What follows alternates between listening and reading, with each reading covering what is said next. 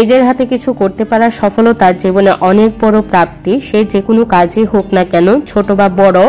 পুঁই শাক খাওয়ার পরে পেছনের যে অংশটা শেকড় সহ, সেটা তো আমাদের সবার ঘরেই থাকে।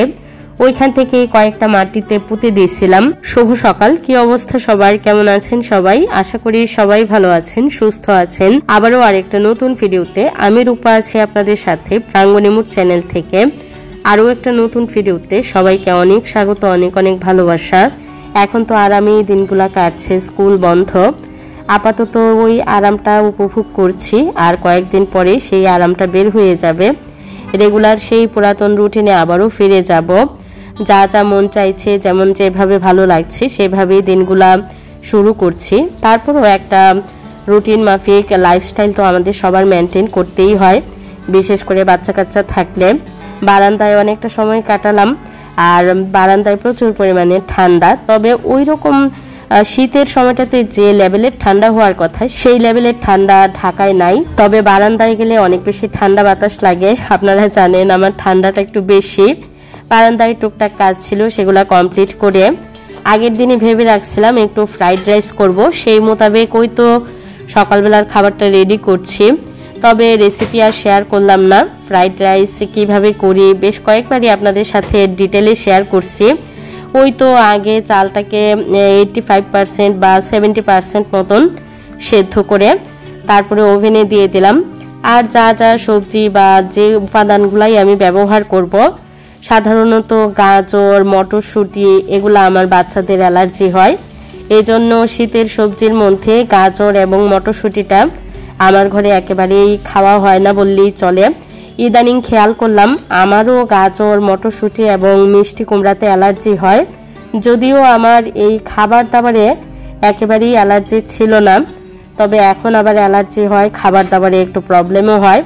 আমি অতটা পাচ্ছি না, কিন্তু বাচ্চাদের তো একটু বেছে টেছেই দিতে হয়, কারণ শরীরটা অত বেশি চুলকালে না, কথা খুব বেশি মেজাজ দেখায়। শরীর চুলকালে তেমন একটা ভালো লাগে না, ইরিটেট লাগে, কেমন জানি অশান্তি অশান্তি লাগে। কারণ শরীর যখন চুলকায় সেটা না সহ্য করা যায়, না হজম করা যায়। সেই কারণে ও অনেক বেশি বিরক্ত বোধ করে, যার কারণে ওকে একটু বেছে বেছে খাবারগুলা খাওয়াই। কথার জন্য আগে একটু উঠিয়ে নিলাম, তারপরে খুব সামান্য পরিমাণে একটু গাজর ব্যবহার করলাম, ঘরে ছিল। দুপুরের রান্নার সমস্ত কাজগুলো আগে থেকেই কমপ্লিট করে নিচ্ছি। বেলাটা তো অনেক ছোট, আর সব কাজ যদি আমি ক্যামেরার সামনে করতে যাই অনেক বেশি দেরি হয়ে যাবে। শীতের এই সময়টাতে লাউ শাক খেতে আমার অনেক বেশি ভালো লাগে। গতকালকে আনা হয়েছিল, বেশিরভাগটা গতকালকে খাওয়া হয়ে গেছে। আজকে অল্প একটু আছে, যেটা পরিমাণে অনেকটাই কম। লাউ শাকেও একটু নতুন আলু দেব। আলু, ফুলকপি আর কাঁচা টমেটো দিয়ে মাছ রান্না হবে, আর বাঁধাকপিটাও রান্না হবে নতুন আলু দিয়ে। একটু ডুমো ডুমো করে আলু কেটে নিচ্ছি। কথার বাবাকে আরো 2-3 দিন আগেই বলে রাখছিলাম নারিকেল নিয়ে আসার জন্য। এত বেশি পরিমাণে দাম নারকেলের, এই এক পিস নারকেলের দাম একটু বড় বড়, এটা নাকি 130 টাকা করে। কথার বাবাই সবসময় নারিকেলটা প্রসেস করে।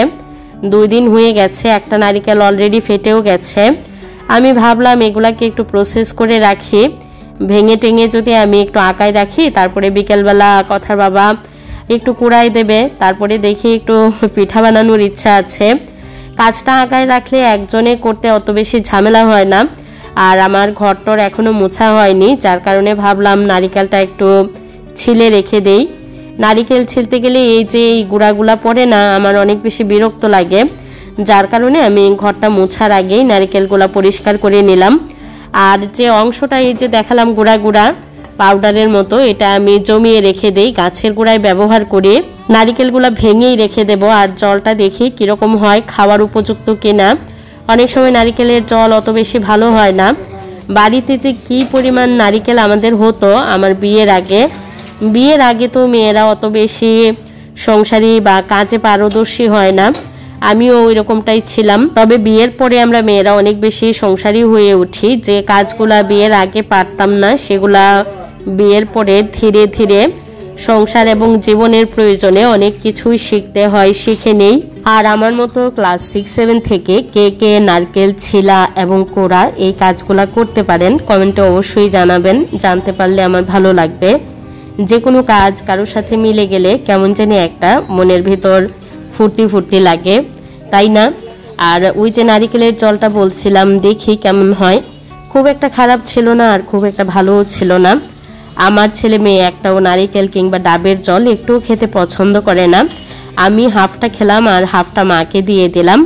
মা রান্না বসাই দিয়েছে অলরেডি, আর কিছু বাসনপত্র জমা হয়ে গেছিল, সেগুলাই আমি ধুয়ে দিলাম। আমার গত ভিডিওতে তৃপ্তি দিদি ভাইয়ের জানতে চাওয়া ছিল হলুদ রঙের যে ফুলটা সেটার নাম কি। আমিও আসলে জানি না, তবে ওই যে ভ্যান থেকে আনলাম, মামা বলে দিছিল এটা নাকি ডালিয়া। আমার কাছে মনে হয় এটা ডালিয়া না, উনিও জানে না। ডালিয়ার প্রজাতি আসলে এরকম হয় না। বরাবরের মতো বলতে চাই, আমার আজকের ভিডিওর কোনো অংশ যদি আপনাদের একটু ভালো লাগে প্লিজ একটা লাইক দিতে ভুলবেন না। আরও নতুন ভিডিও দেখতে চাইলে চ্যানেল সাবস্ক্রাইব করে রাখতে পারেন। সাবস্ক্রাইব করার পর নোটিফিকেশন বেল অল অপশনে ক্লিক করে রাখবেন, তাতে করে আমি নতুন ভিডিও দিলে আপনাদের মোবাইলে নোটিফিকেশন চলে যাবে। আর ফেসবুক পেজ থেকে যারা ভিডিও দেখেন তারাও ভিডিও ভালো লাগলে প্লিজ একটা লাইক দিতে ভুলবেন না। আরো নতুন নতুন ভিডিও দেখতে পেজটা ফলো দিয়ে রাখবেন। যেদিন শেষ পরীক্ষা ছিল কথার, ওই দিন স্কুল থেকে আসার সময় এই চন্দ্রমল্লিকাটা নিয়ে আসছিলাম, একটু অন্যরকম কালার বলে নিয়ে আসলাম। আর আগের একটা আছে হলুদ রঙের, এটা তো আমি যখন কিনে আনলাম তখন আসলে কালারটা জানা ছিল না। অল্প অল্প করে ফুটছে, একটু সাদা এবং বেগুনির কম্বিনেশন। আর রান্নার পরে এত বেশি জিনিসপত্র হয়ে যায়, বিশেষ করে আমাদের ঘরে একসাথে তো ধোয়া যায় না, সিঙ্কে আর কতটুকু জায়গা। মার রান্না এখনো শেষ হয় নাই। ভালো থাকবেন, সুস্থ থাকবেন, অনেক বেশি আনন্দে থাকবেন, সকলকে আনন্দে রাখবেন। আবারও দেখা হবে।